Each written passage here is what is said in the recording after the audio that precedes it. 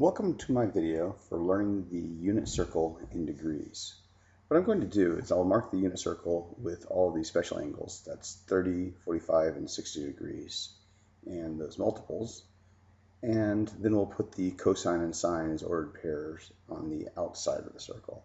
So let's go ahead and get started. So to start off with, I like to mark the circle with a 0 and 360 because one trip around the unit circle is 360 degrees. Half of that is 180, so that's over there. Cut that in half, it's 90. So here we're counting by 90s. 90 plus 180 is 270. So we can put the 270 right there. All right, now I'll go through and I'll put the 45-degree marks. So 45 degrees is there. And we do that because that's half of 90, so that divides that quadrant into halves. And then we're adding 45 each time. So 45 plus 45 is 90, plus 45 is 135, plus 45 is 180, plus 45 is 225, plus 45 is 270, plus 45 is 315. And then we'll go back through and we'll put in all the 30-degree marks. So that's 30 degrees, 60 degrees, 90, 120, 150, 180, 210, plus 30 is 240, plus 30 is 270, plus 30 is 300. Kind of put with that one a little bit low. Let's back that up. Let's put it closer to there. So 300 and 330. And we have the unit circle marked. Notice the 30 and the 60 are closer to the 45 than they are to the 0 or the 90. All right, now we're going to put the ordered pairs for the cosine and the sine. So remember that the unit circle has a radius of 1, so that spot would be 1, 0.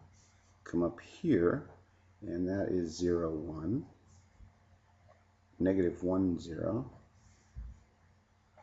This is 0, negative 1.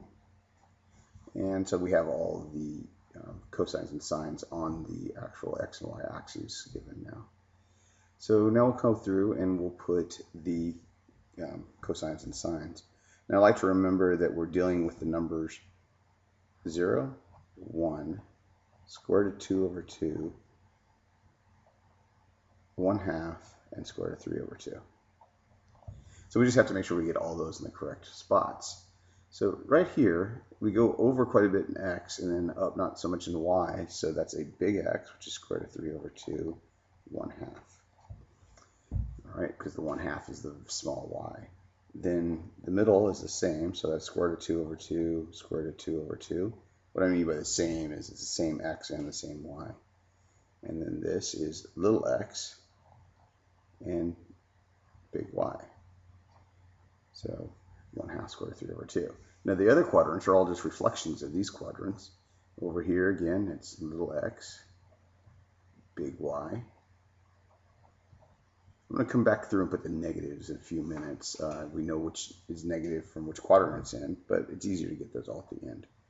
So square root of 2 over 2, square root of 2 over 2, big X, which is square root of 3 over 2, little y, 1/2. All right, down here, that one's already done. This is big X, square root of 3 over 2. And that's really ugly there, so let's fix that. So this is square root of 3 over 2, 1/2, square root of 2 over 2, square root of 2 over 2, and little x, big y.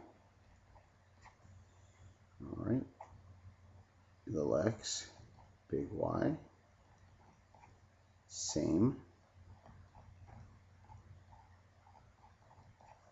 and big X, little y. All right, let's come back through and put the negatives. I'll pick a nice bright pink here. So over here in this quadrant, the x's are all negative because we've gone negative in the x direction and then positive in the y direction. Okay, in quadrant 3, remember these are numbered as quadrant 1, quadrant 2, quadrant 3, and quadrant 4. Always in Roman numerals, not in Arabic numerals. And then x's and y's are both negative here because we've gone negative x and a negative y.